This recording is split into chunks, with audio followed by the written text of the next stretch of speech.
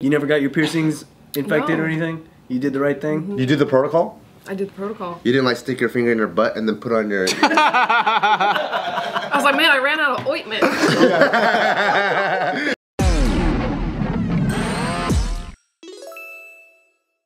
Alright, we got another super sad story. A guy in San Diego County, he's chasing after his dog in the mountains, trying to catch his dog. His dog jumps into a pond. The dude goes into the pond after to try to grab the dog.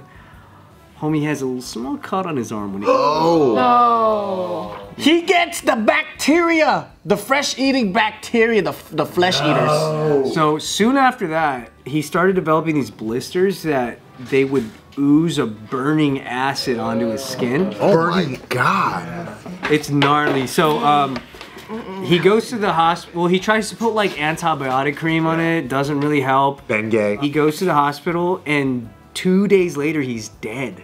Oh shit! Is it that septic shock or whatever? The fucking... What kind? Or the flesh-eating bacteria thingy. Turns out he caught a flesh-eating bacteria. This particular bacteria has a 30% survival rate. And you can catch it just from being in stagnant water with an open wound. Yeah. I heard that like dudes be just having like a little scratch that their cat did or whatever. Yeah. And then it's like trash juice, sewer juice, whatever gets in, and boom, they're done. That's what happened to the leader of the Midnight Mission down here at downtown. Oh, that's right. You told us about that. He had like a little cut on his leg, and then he like works with like the homeless people in the area, and he got a little something in his leg, and it got infected. They had to chop it off. That's why in boot camp we only take showers with a Dial, which is antibacterial soap, and there's inspections every night. So every night, like the squad leader, like you get your whole squad and everyone's standing here like this. So you walk up and down and you look to see if there's like any cuts. If there are any cuts, did they get worse? And you check nails, and you check like the feet, and you look at the back, like everyone's butt naked, and you go up and down. Did you ever see a person? Did he lift your balls and stuff too? Yeah, check cuts down there. I didn't see anybody, but you have to check because you're either crawling all the time or you might be going under barbed wire and you just get like a little nick that you don't even know about, and then it can turn into something, you know? Damn. Dude. It's so scary. I know, pretty rough that you just have no clue. But yeah, stagnant water is that big of a risk? That shit is gross. Some water looks bad though. Yeah. You look, oh shit, why is it looking like that? Toxic ooze. Yeah. So what if he swallowed it? Like, oh, you're probably gonna die. Ooh, I don't know. Would that be different? I'm not sure. Like what? Yeah, because your stomach acid's supposed to boil everything. Or you Your could immune like system, too. expel it. You have a chance of that. But if it's your bloodstream, that's a different beast, right? Because it goes straight into your system. You're mainlining it. So what happens? There's no treatment for flesh-eating bacteria. There's a chance of fighting it if you get in early enough. Yeah, like everything else. They're not telling you this #1 secrets physicians hate. Oh, what is it? I love this stuff. Lactobacilliasis, okay? That's basically Yakult, dude. You pour Yakult, probiotics is a true antibiotic. Dude, and I thought probiotics feeds the bacteria. Nah, that's prebiotic. Doctors say nah. Doctors say, shut up, Bart, mind your business. I thought the probiotics feeds the gut bacteria. Yeah, but that's good bacteria. And they kill the bad bacteria. And it's prebiotics that feeds the bacteria. Oh, really? Okay. And also, too, in like Western doctors and shit, or like the Western hospitals, it's like they take so fucking long to figure out what's happening with you anyway. So it's like this poor dude didn't have a chance. Yep, I would have peed on it and poured Yakult on it already. That's what I'm saying. None of you guys ever had a wound get infected?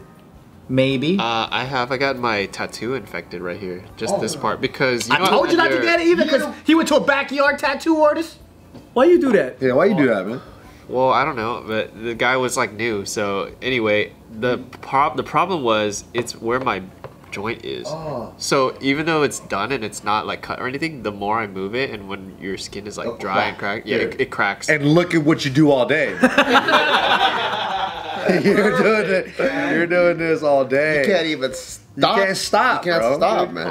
Once you get going, you can't stop. But that's like the worst infection I ever had though, because it was like oozing. Yeah. It was I have such a negative connotation with infected wounds because the first time that ever happened to me, it was something dumb. Like I had just scraped my knee at a show, and then the wound in my knee got infected over the course of like 3 days, and I missed a very, very important engagement. Really? Where we were for LMFAO, we were invited to the Playboy Mansion, and the theme was WWF. What were you gonna dress up? I was the only person that didn't get to go because I had to be on meds and I couldn't watch. Oh no! Show up Ryan. anyways. Yeah. Just play into it. Forget if it was at the Playboy Mansion. If it was any party that was WWF themed, that would have been good. Exactly. Yeah. And so like Who would you gone as? Yeah. What would you have I didn't even think that far. I was just so mad. You're so sad. And because also at the time that happened, I'm known to like never get hurt or whatever. And when it happened, everyone thought I was like being over dramatic and faking it. But if you're known to never get hurt, shouldn't it be like if you got hurt, it's like, oh, it's gotta be really bad. Yeah, that's what I was trying to say. I'm like, my whole leg is red because it started at my knee and then it just turned my whole leg red from like my shin to my thigh. God damn. Because I went to my dad, who was an X-ray tech. I go to the hospital. All the doctors there just hooked me up, and then I came in there and they were like, "Damn!" And then they like put like That's not what you want to yeah. hear. Yeah. They just like on the spot just drained that shit out because it had all this like pus and water and stuff. God. I remember I got my first infection like really early on, where like I didn't know what was happening. You know when you're a kid, like people always tell you gotta wash it or you gotta put iodine or hydroperoxide on it or rubbing alcohol, but it just hurt so much. Like that hurt more than the injury, so you would just hide it. Yeah. You know, you'd be like let's say you're playing with something like, ow, and your mom's like, what happened? Nothing happened, because you don't want to pour alcohol and it's gonna hurt you. The Bactine and that orange shit. Yeah, and then I remember like when you were a kid, you're fucking dirty as fuck, and like a few days later, it's like my hands like all like swollen or some shit like that. And then I remember my mom's like, oh, it's fucking infected. And then you like squeeze and all this fucking pus comes out. You're like, ah! So ever since then, I was like, as soon as like I get a cut, I take care of it with like alcohol or iodine or whatever the fuck. Dude, it gets so bad. There's so Yeah. many gnarly accidents. So I have never had one in my like later adult life. Infections are no joke, man. Like you kind of just like it's not a big deal. Like it will never happen to you, and then when it does, it's so inconvenient. Mine was piercings. Oh really? I had it all on my cartilage, and I had I looked like cauliflower ear, but I was like, Good I don't know how to lord. deal with it. So I had earrings with a fucking ear that was filled with pus. And then I had to take it out and squeeze it all out, and then yeah. That's disgusting, dude. That's disgusting. Yay! Come on, man. I'm right here. It was only on one side. Can you imagine?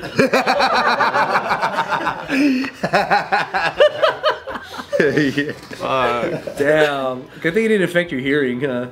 Oh, that's true. I know.